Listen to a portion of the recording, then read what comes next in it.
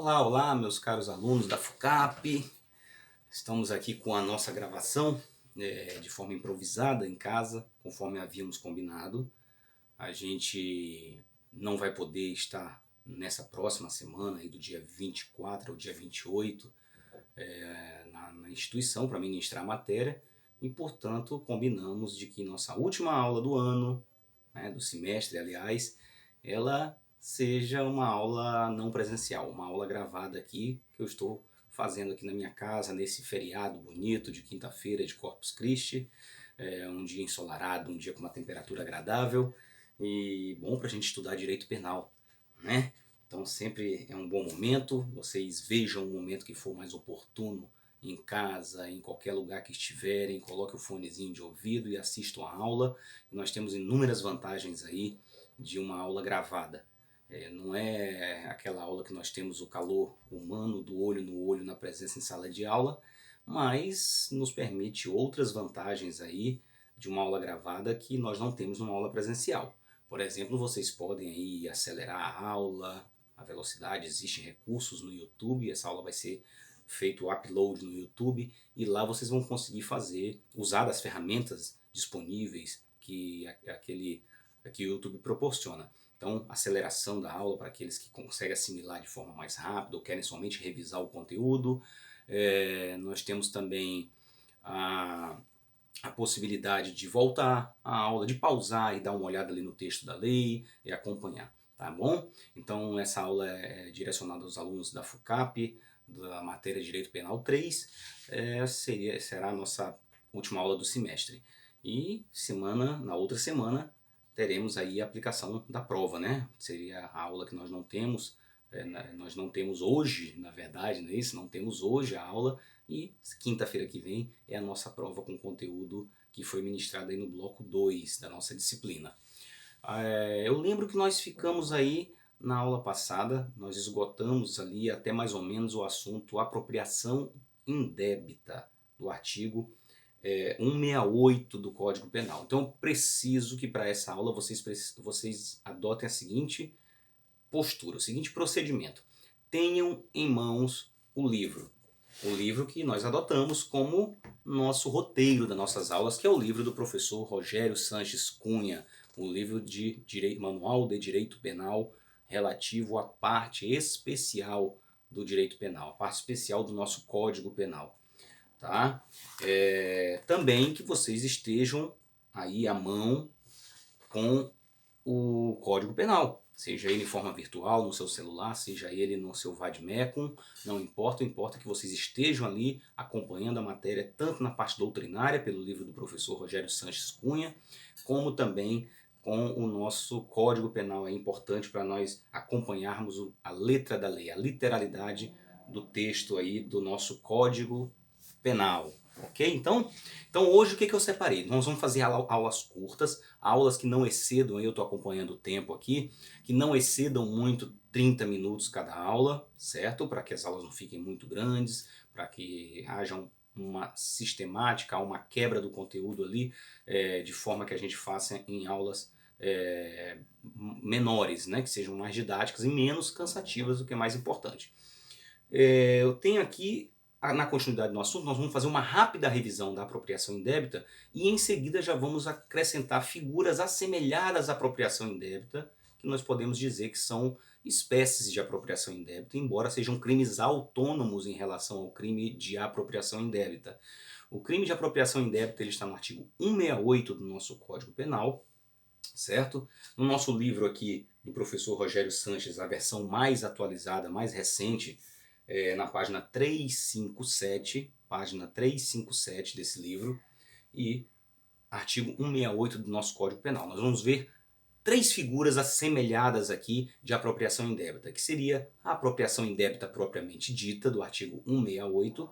Nós vamos ver então, em seguida, a apropriação de coisa havida por erro, caso fortuito ou força da natureza, que está no artigo 169 do Código Penal, e logo em seguida a gente vai ver a figura típica do artigo 169, inciso 2º do Código Penal, que é a apropriação de coisa achada. Então eu entendi como essas três sendo as mais importantes para a nossa matéria no que diz respeito a esse assunto da apropriação indébita. Vamos lá, falar o que há de comum em relação a esses delitos de apropriação, tá? Que estão no capítulo da apropriação indébita. Portanto, são espécies de apropriação indébita. E aí eu tenho a apropriação indébita propriamente dita do artigo 168. Mas falei para vocês aqui, dentre esses assuntos que estão no título dos crimes contra o patrimônio, que o que muda na forma do agente obter a vantagem lícita, obter o proveito patrimonial indevido, é a forma como ele o faz. A forma como ele vai obter esse proveito econômico indevido. No roubo nós vimos ali que ele obtém esse proveito de forma utilizando-se da violência da grave ameaça ou reduzindo a impossibilidade de resistência à vítima. Vimos que no furto ele se vale da clandestinidade, que é praticar o crime às escondidas, de forma subreptícia, de forma oculta. Vimos que no crime de estelionato, por exemplo, vamos ver logo em seguida que a apropriação indébita, numa outra aula, que o estelionato é a fraude, que é a forma que ele vai se valer para obter uma vantagem lícita em prejuízo alheia.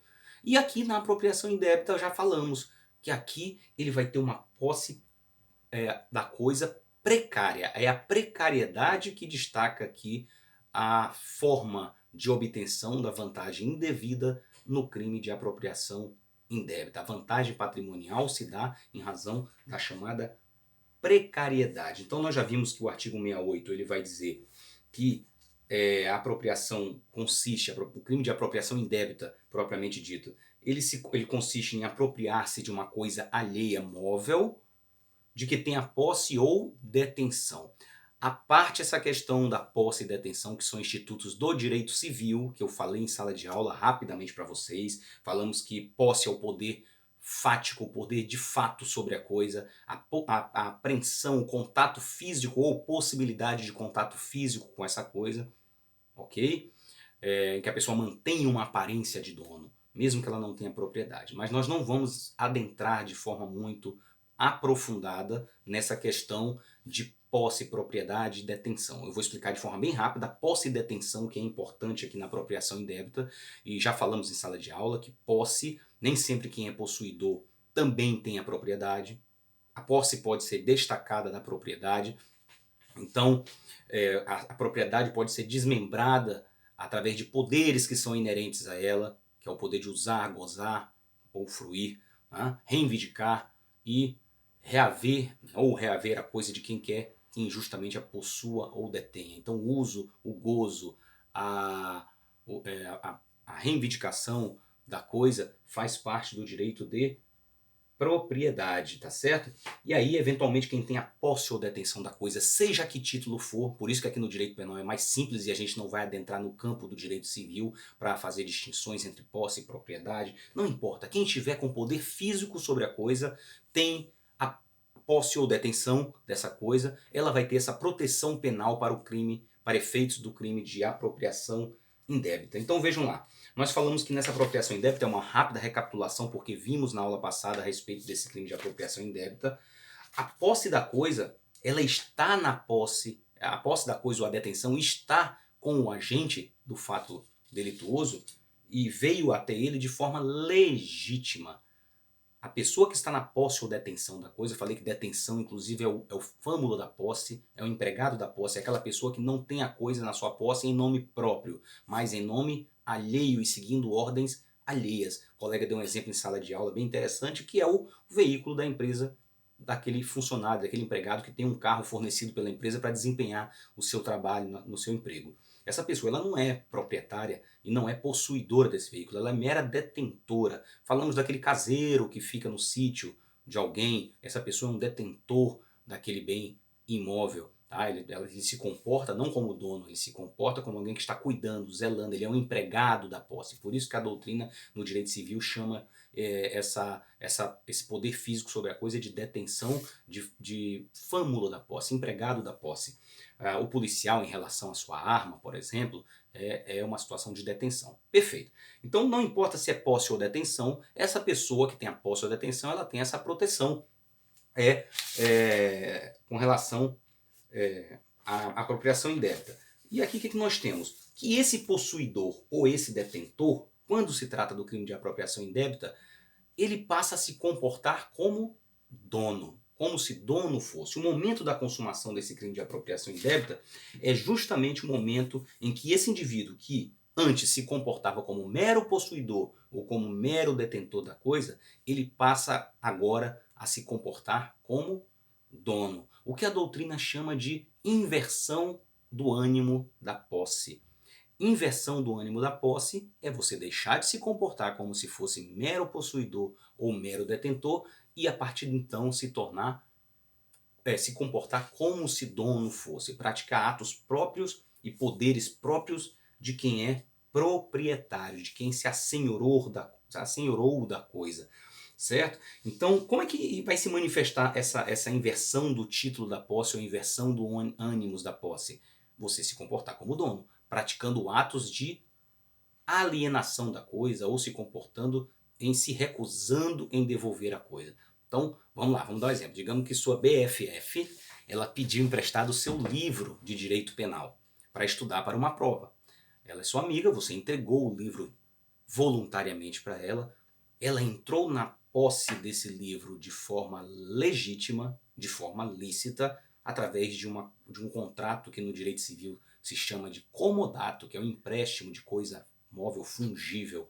Então, empréstimo de coisa fungível é um comodato, é um contrato que a gente conhece vulgarmente no dia a dia como um empréstimo. Emprestou o livro para sua BFF para que ela fizesse a sua prova de direito penal.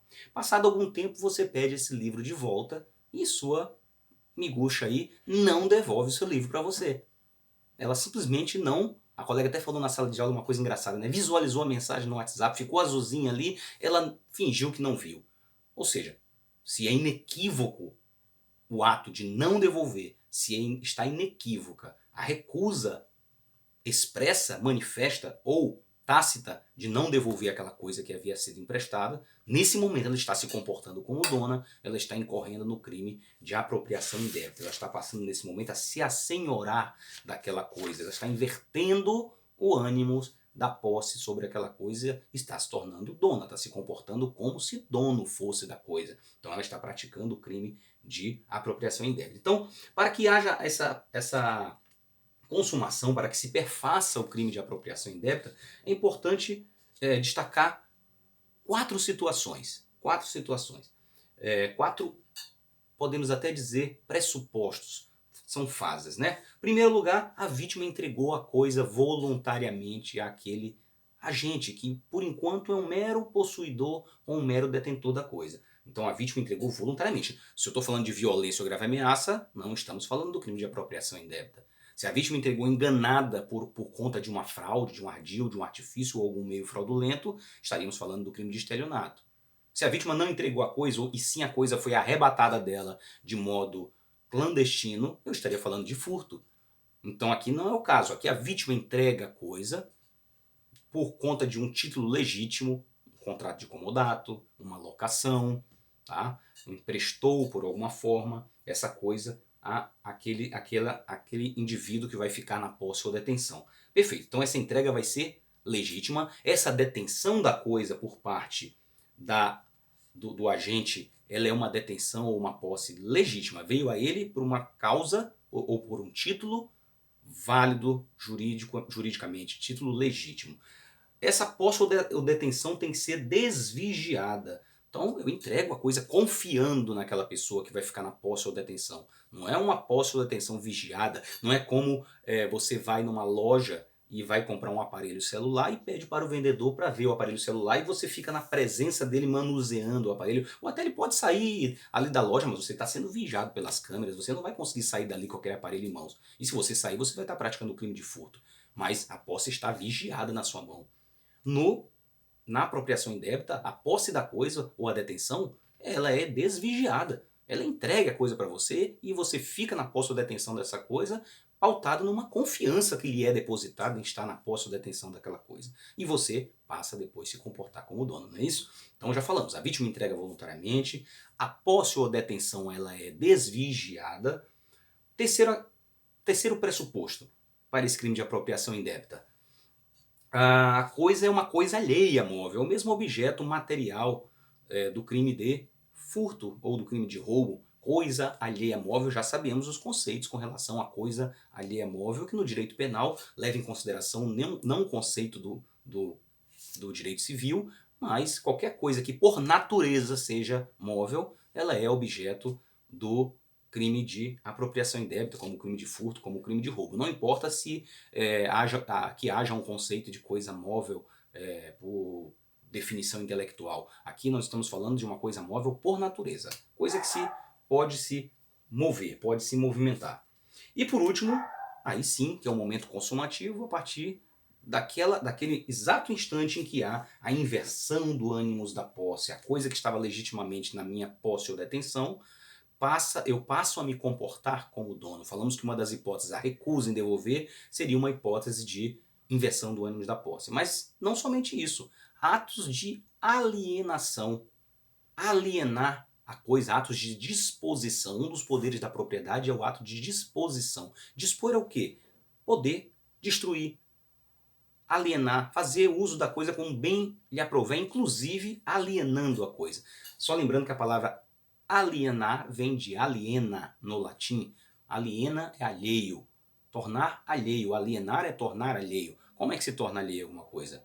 Pode ser comprando, pode ser vendendo, pode ser doando, pode ser dando em pagamento. Então, várias formas de tornar alheio. Então, veja, quando há essa inversão do ânimo na posse, eu estou falando de uma situação em que aquele possuidor, detentor, que antes era um detentor ou possuidor legítimo, ele passa a se comportar como dono, recusando a devolver a coisa, vendendo a coisa, dando a coisa em pagamento, destruindo a coisa, doando a coisa, não importa de que modo, o que importa é que ele esteja se comportando como dono e com isso invertendo o ânimos da posse e se tornando ali inequivocamente, se assenhorando da coisa, se tornando seu proprietário. Perfeito, então?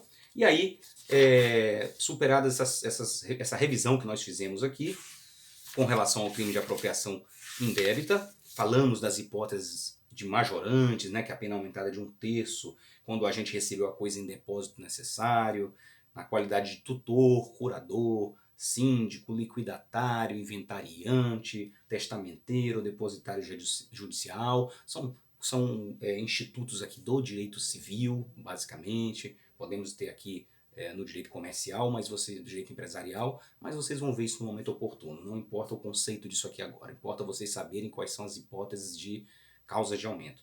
E em razão de ofício, emprego ou profissão, também uma circunstância ali que vai acarretar o aumento de pena, uma majorante, portanto, uma causa de aumento, uma causa especial de aumento da pena. Só lembrando que esse em razão de emprego, ofício ou profissão, de forma alguma pode ser ofício, emprego ou profissão de natureza pública. São ofício, emprego ou profissão de natureza privada. Se nós tivermos aí um agente público que tem a posse ou detenção de alguma coisa em razão do seu cargo, coisa pública ou privada, não importa, esse camarada que venha a se apropriar dessa coisa vai praticar um outro crime chamado peculato. Na sua figura, peculato, apropriação, e não o crime de apropriação indébita. Então, muita atenção com isso para a gente saber que, pelo princípio da especialidade, em se tratando de apropriação de coisa que o agente público tinha na sua posse ou detenção e que ele passa a se comportar como dono, ele vai estar incorrendo aí na conduta prevista no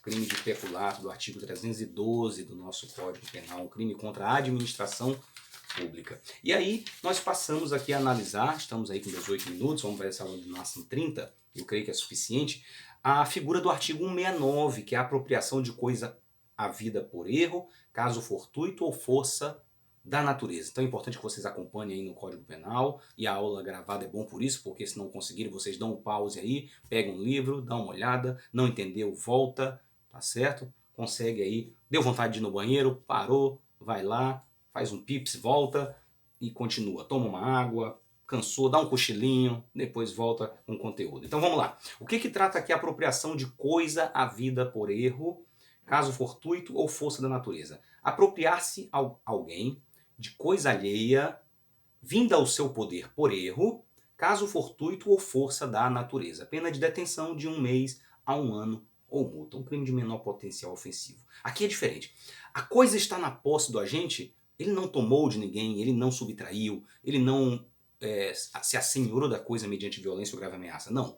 Ele se apropriou da coisa que estava em seu poder por um erro, por um caso fortuito ou força da natureza. Tá? Então é uma espécie de apropriação indébita. Aqui, na verdade, é a origem da posse dele na coisa. Ele entra na posse da coisa em razão por essas três formas. Por essas três formas. Pelo erro, pelo caso fortuito ou pela força da natureza. Tá? Então, erro. Erro é quando alguém age em erro, alguma pessoa em erro, com uma falsa percepção da realidade, acaba entregando a coisa para o agente. Então preste atenção, digamos que um dia você está em casa e um carteiro bate na porta da sua casa e fala assim, eu vim entregar uma encomenda aqui. Ah, entregou a encomenda para você, prestem bem atenção aqui para não confundirem com a figura do estelionato, nós vamos já fazer essa distinção no momento devido, mas digamos que você por algum motivo foi o porteiro que recebeu, o porteiro do seu condomínio, do seu prédio. Você mora num condomínio edilício, num condomínio, num edifício onde tem vários apartamentos, e o porteiro, sem prestar muita atenção ali, se o nome realmente era o seu, se era para você realmente, acabou recebendo aquela coisa, você chegou naquela correria do dia a dia, entrou, o porteiro lhe entregou, não, chegou uma encomenda para você, você pegou, levou para o seu apartamento, e quando chegou no apartamento, você, quando abriu aquela encomenda, verificou que não era sua. Ou seja, vejam, você recebeu aquela coisa veio ao seu poder, à sua posse, você entrou na posse daquela coisa de boa fé. Você recebeu aquela coisa de boa fé, certo? Você não percebeu o erro previamente, tá? Então você, sem perceber, sem agir em erro, quem estava em erro foi a pessoa que entregou para você e você recebeu aquilo de boa fé. Posteriormente você descobre que aquela coisa não era destinada a você. E, portanto, aquela sua posse não era devida. E aí você faz o quê? Resolve ficar com a coisa. Se comportar como se dono fosse, se assenhorar da coisa. Nesse momento ocorreu a apropriação de coisa havida por erro. Tá? Então você percebeu naquele momento, resolveu ficar com a coisa. Então, um exemplo que eu dei para vocês aqui. Diferentemente do caso de você, no momento que está recebendo, percebe que a pessoa está agindo em erro e a mantém em erro.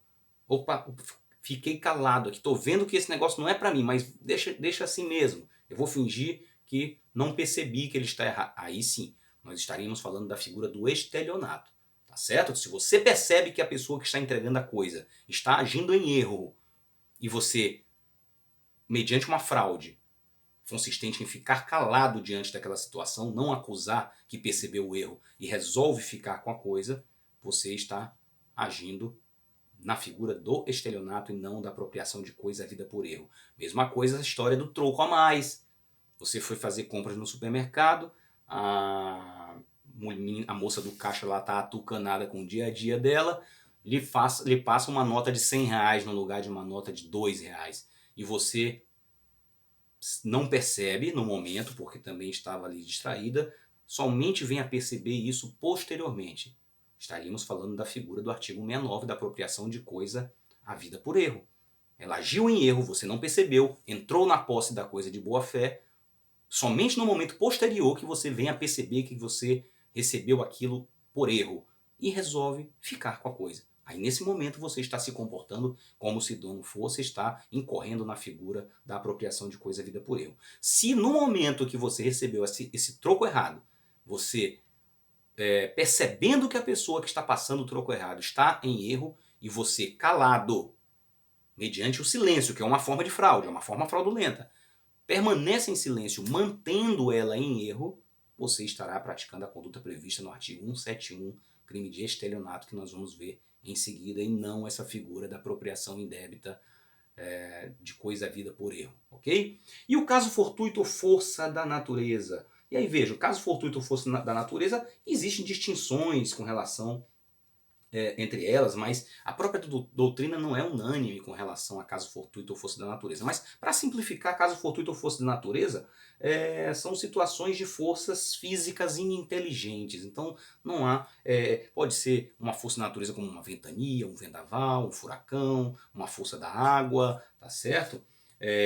O caso fortuito, qualquer situação que não seja dependente da vontade humana, não está atrelada à vontade humana. Então, caso fortuito ou força da natureza, são situações que não estão atreladas à vontade humana. Por exemplo, o animal do seu vizinho ali foi parar na sua casa.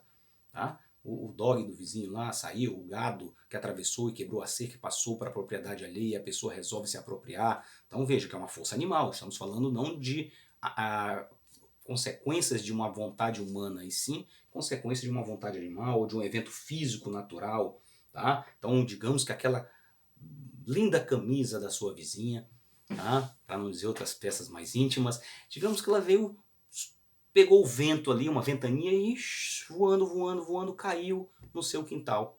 E você, tendo essa coisa no seu quintal que caiu lá, se apropria dessa coisa que veio ao seu poder em razão de um caso fortuito ou força da natureza. É disso que estamos falando aqui com relação à apropriação de coisa à vida por erro, caso fortuito ou força da natureza. E por último, tá? Nós temos aqui a figura de apropriação de tesouro, apropriação de tesouro. Quem se apropria de tesouro em prédio alheio, isso aqui é menos importante, tá? Isso não é coisa, parece coisa de filme de pirata. Eu nunca vi isso na vida real acontecer, de alguém achar tesouro. Ninguém acha tesouro, tá? Então não vamos dar muita atenção para esse inciso aqui, embora, como eu falei, nada pode ser desprezado, mas eu acho menos importante para a nossa finalidade aqui de conteúdos que possam ser mais abordados aí em provas da OAB. Mas a apropriação de coisa achada, vejam aquela história do achado não é roubado. Mentira.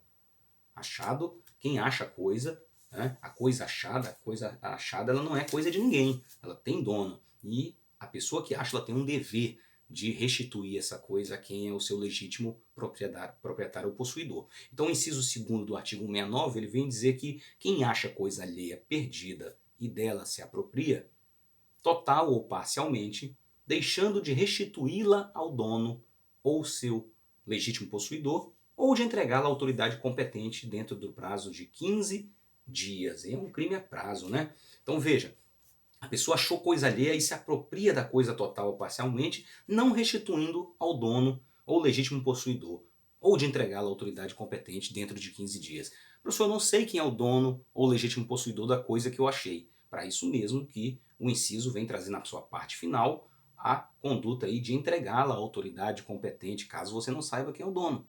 Professor, quem seria a autoridade competente? Em princípio pode ser a polícia, a delegacia de polícia, para fazer o registro da ocorrência e aquilo ali ficar no depósito ali de objetos apreendidos da polícia para que se localizem. A polícia teria meios, em tese, de localizar quem são essas pessoas. Mas poderíamos ter uma situação de você entregou num achados e roubados ali, desculpem, num achados e perdidos de um shopping, de uma escola, de uma entidade privada. Eu não vejo também a questão da conduta ser a pessoa incorrer nesse crime caso ela opte por entregar nesses outros locais que não sejam uma autoridade pública competente, tá bom? E aí, dentro dessa apropriação de coisa achada, tá? Antes de a gente passar para o estelionato, que será o próximo bloco, e antes de terminar esse agora, eu só acrescento para vocês uma situação que eu vivi na Polícia Federal com relação a um crime que foi praticado em detrimento dos Correios. Uma determinada pessoa, eu vou falar bem rápido para não extrapolar muito o nosso tempo de 30 minutos, uma pessoa, ela tinha uma empresa, uma loja de produtos de informática, salvo engano de aparelhos celulares e componentes de aparelhos celulares, e ela foi buscar uma encomenda na agência dos Correios. E lá chegando, entregaram essa encomenda para ela, que havia chegado, ela levou embora. Tá? Pouco tempo depois veio outra pessoa para buscar uma encomenda e no momento de procurar essa encomenda verificaram que essa encomenda dessa segunda pessoa que chegou, tá, era na verdade aquela encomenda primeira que havia sido entregue àquele primeiro indivíduo. Tá, ok? E aí, o que nós temos nessa situação? Vai depender do dolo do agente, do elemento subjetivo. Aquele que recebeu, ele no momento que recebeu aquele objeto que não era dele, se ele não verificou estar o funcionário dos Correios agindo em erro e ele recebeu de boa fé, sem saber que estava recebendo por erro do agente, do funcionário dos Correios, do empregado público dos Correios, e somente depois que ele veio a perceber que aquela coisa não era dele e resolveu se apropriar, estamos diante do crime de apropriação de coisa havida por erro, do artigo 169 que nós acabamos de ver. Se eu estou falando de uma situação em que ele, percebendo que a coisa estava vindo ao seu poder por erro do empregado, digamos que ele percebeu que a coisa não era dele, ele viu ali o destinatário e o agente público ali que estava entregando a ele não percebeu, entregou em erro e ele manteve o agente em erro ficando calado, estamos diante da figura do estelionato e não da apropriação de coisa havida por erro. Então, atenção que a questão do dolo é verificar se o dolo é antecedente ou se o dolo é posterior à apropriação da coisa. Se estivermos diante de um dolo que é antecedente, em que eu induzo alguém a erro para me entregar, ou eu percebendo que a pessoa está em erro, eu a mantenho em erro para ficar com a coisa, para obter a vantagem ilícita em prejuízo alheio, estou diante da figura do estelionato. Se eu percebo, se no momento que eu recebi, eu recebo de boa fé, embora a parte que esteja me entregando esteja em erro, e somente depois eu venho perceber esse erro e que a coisa não era minha, e resolvo me apropriar, me comportar como dono da coisa, estamos diante da figura da apropriação de coisa havida por erro. Então o nosso primeiro bloco é esse. Voltamos ao segundo bloco, na aula 2, com o assunto estelionato previsto no nosso artigo 171, tá bom? Então vamos lá.